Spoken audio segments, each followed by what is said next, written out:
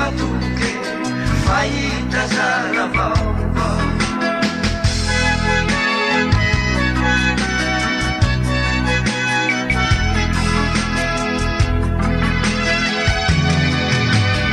aza vilafilena lotra zawa malalako fanadera tsy moangay mba olombelo manera ka manantena sy matoke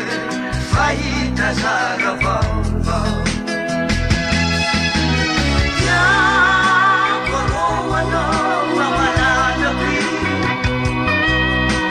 tsy vokomokoangay fa tsy antarako akory anignara ratsy anjarana tsisy tsignangay fa isitaka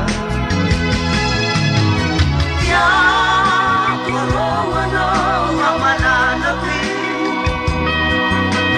tsy vokomokoangay fa tsy anjarako akory anignara ratsy anjarano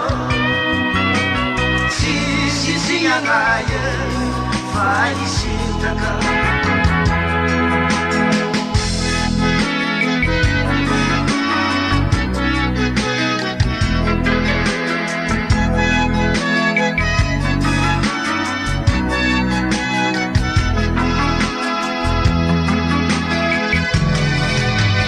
ala eno tsy mambano tignanayo malalako azara injakakoza fa ierigna minaye raha mbola tsy nagnano ratsy angaye de tsy hovery zarara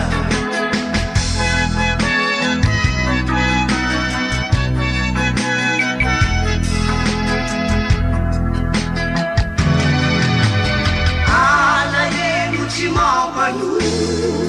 tignanayo malalako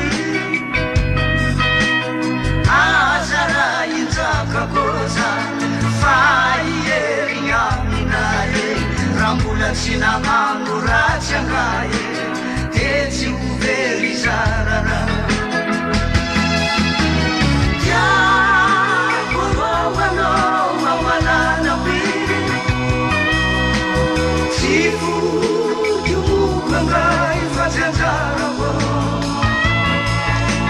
akory anignara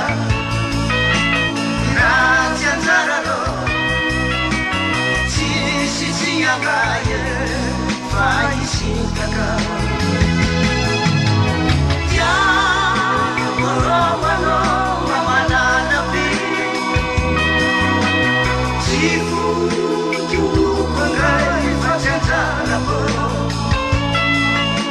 akory anignara ratsy anjarano